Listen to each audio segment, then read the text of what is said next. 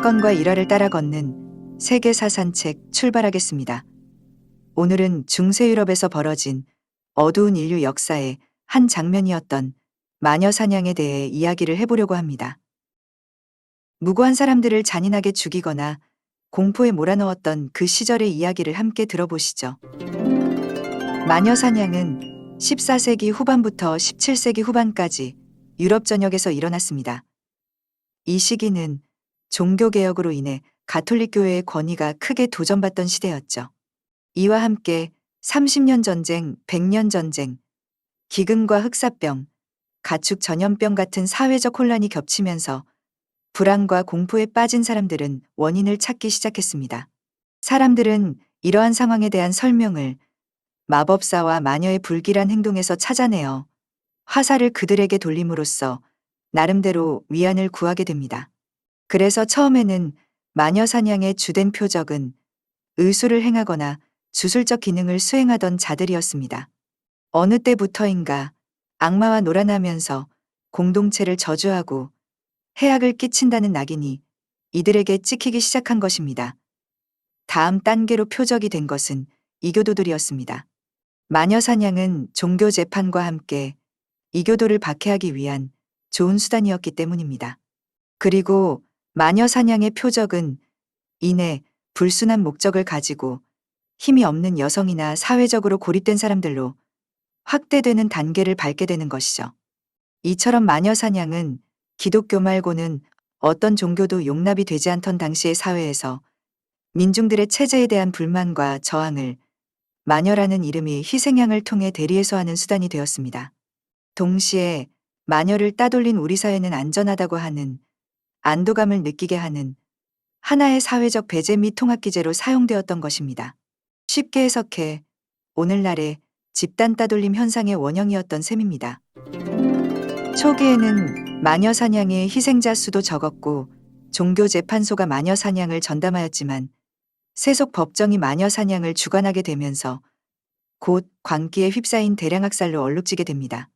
마녀 사냥은 극적인 효과 때문에 금방 유행처럼 번졌고 무지몽매한 사람들의 마음을 현혹하게 됩니다. 마녀 사냥은 1337년부터 1453년까지의 100년 전쟁이 끝날 즈음부터 본격화되기 시작했는데 100년 전쟁에서 프랑스를 구한 영웅으로 추앙받는 잔다르크도 마녀 재판을 받고 처형당했을 정도였지요. 이렇게 14세기부터 불어닥친 유럽의 마녀 사냥은 15세기 후반부터 17세기 후반까지 정점에 달해 대략 20만 명 내지 50만 명의 사람들이 마녀 혹은 마법사라는 죄목으로 처형되었다고 합니다. 집단 히스테리와 종교적 광신이 얼마나 무서운 결과를 초래하는 것인지 잘 나타내주는 결과라고 하겠습니다. 마녀 재판의 재판관은 개인 간의 분쟁도 악마적 마법의 결과로 해석하고 자백을 이끌어내려고 했습니다. 자백하지 않는 자에게는 혹독한 고문이 가해졌습니다. 증거는 자백이나 소문 또는 신체적 특징에서 만들어졌습니다. 예를 들어 신체의 사막이나 점 같은 것이 마녀의 표지로 간주되기도 했습니다. 처음에는 마법의 유형에 따라 처벌의 방법을 달리하였지만 나중에는 마녀라는 자체만으로 화형과 교수형 등의 가혹한 처형을 당했습니다. 마녀로 기소된 사람 가운데 거의 반이 처형되었다고 합니다. 여기서 한 가지 흥미로운 점은 마법을 행했다는 혐의로 재판을 받고 형장의 이슬로 사라진 사람들의 다수가 여성이었다는 점입니다. 마녀 사냥의 주된 공격 대상은 과부, 즉 여성이었습니다. 신학적 관점에서 원죄로 각인되어 있는 존재였던 여성은 악마의 심부름꾼이라는 생각이 사람들에게 있었던 것입니다. 마녀 사냥이 더욱 극성을 부린 것은 도미니코 수도회의 영향이 컸다는 것이 정설입니다. 중세의 마녀 사냥은 1484년 교황이 긴급 요청 회칙을 발표해 마녀의 존재를 인정한 데 이어 1487년 도미니코 수도회의 성직자 2명이 마녀의 망치라는 마녀 사냥 지침서를 내면서 본격화되었습니다. 마녀의 망치라는 책은 마녀에 대한 지식을 집대성한 책으로 알려졌는데 사실 이 책은 수사관들과 판사들이 마녀를 쉽게 구분하고 신문하기 위한 지침서였다고 합니다. 이 책에는 교회에 가기 싫어하는 여자는 마녀다. 그러나 교회에 열심히 다니는 사람도 마녀일지 모른다. 여성은 잘 속아 넘어가고 머리가 나쁘며 유혹에 쉽게 넘어간다라는 식으로 서술되어 있다고 합니다. 여성은 모두 잠재적인 마녀일 수밖에 없으며 남성을 유혹해서 마법이라는 죄악에 빠뜨리는 요물이라는 이미지가 그려져 있는 것이었습니다. 1538년 종교재판소에서 이 책이 오류라는 공식 입장을 발표했음에도 불구하고 마녀의 망치는 글을 읽는 사람이 많지 않았던 당시에 20세를 거듭해서 발간할 정도로 큰 인기를 누렸다고 합니다. 이 책이 유행한 이면에는 정치적 이익을 위해 마녀 사냥을 묵인하고 방조한 세속 권력과 교회가 도사리고 있었습니다. 교회로서는 기나긴 십자군 전쟁의 패배로 인한 혼란과 분열, 교황권에 대한 불만과 불신에 휩싸인 유럽 사회의 위기를 타개할 희생양이 필요했던 것입니다. 마녀 재판을 하는 5가지 방법, 즉 의도적으로 지목된 여인이 마녀라는 증거를 만드는 방법 중 첫 번째 방법은 눈물 시험이었습니다. 마녀의 망치에는 마녀들은 사악하기 때문에 눈물이 없다. 그래서 마녀가 눈물을 흘릴 수 있나 시험해보라는 내용이 있습니다. 눈물을 흘려서 마녀가 아니라는 것을 증명해야 살 수 있었다고 합니다. 두 번째는 바늘 시험입니다.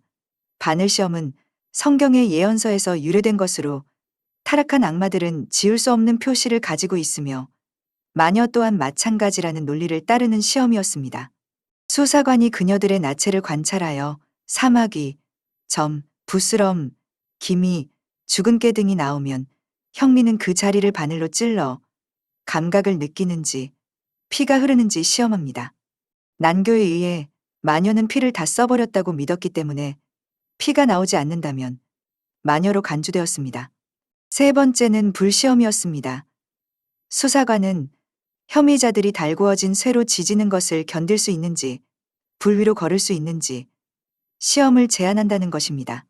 혐의자가 이 제안을 승낙한다면 그녀는 바로 마녀로 인정된다고 합니다.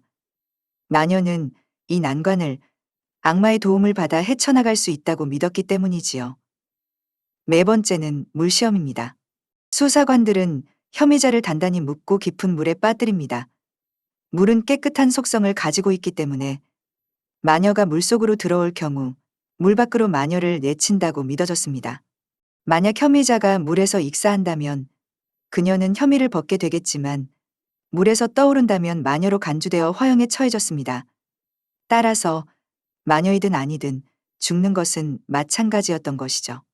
마녀를 가려내기 위한 5번째 시험은 저울로 몸무게를 재는 것이었습니다. 마녀가 초자연적인 힘을 가지고 있으므로 비정상적으로 가벼울 것이라고 생각하여 일반인보다 가볍다면 마녀로 간주되었습니다. 마녀 사냥꾼들은 조작되기 쉬운 이러한 5가지의 시험을 통해 미리 결정된 결론에 맞추어 마녀로 지목된 사람을 처형하였던 것입니다. 마녀 재판은 재산을 탈취하기 위한 목적도 가지고 있었습니다. 마녀로 지목된 여자는 그 혐의가 가려지는 동안 소요되는 모든 비용을 지불했다고 합니다.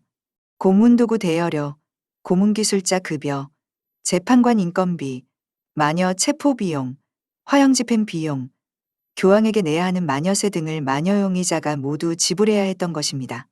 심지어는 마녀가 화형에 처해진 이후 다시 한번 가해지는 형벌이 바로 전재산 몰수형이었습니다. 즉, 마녀는 자신을 죽인 마녀 재판 집행관과 교황에게 자신의 전 재산을 상속해야 하는 것이었지요. 따라서 마녀 용의자로 지목된 여자들은 고문할 가치가 있는 부유한 과부들과 미혼 여성들이었습니다. 교회에서 돈을 뜯기 위해 가족이 없으면서 재산이 엄청나게 많은 상속녀를 마녀로 모는 경우도 많았다고 합니다. 17세기 후반에 이르러 계몽주의 사상이 퍼지면서 마녀 사냥은 점차 줄어들게 됩니다. 이성적 사고와 과학의 발전으로 인해 마녀 사냥은 미신과 편견의 산물이라는 인식이 확산된 것입니다. 마침내 수세기에 걸쳐 광란을 연출하던 마녀 재판도 18세기에 들어서면서 근대사 법체계의 도움을 받아 점차 그 모습을 감추기 시작하였습니다. 그리고 1782년 스위스에서 한 여성이 고문 끝에 참수형에 처해진 것을 끝으로 마녀 재판은 유럽 대륙에서 자취를 감추게 되는 것입니다. 2003년 3월 교황청은 마녀 사냥에 대한 과거의 잘못을 인정하면서 전 세계의 가톨릭의 이름으로 이를 사죄한 바 있습니다. 수많은 무고한 희생자를 낳았던 이 사건은 사회적 공포와 편견이 얼마나 위험한 결과를 초래할 수 있는지를 경고하고 있습니다. 또한 과거 어두운 역사의 교훈을 되새겨야 현재와 미래를 더 밝게 만들어갈 수 있음을 가르쳐주고 있습니다. 시청해 주셔서 감사합니다.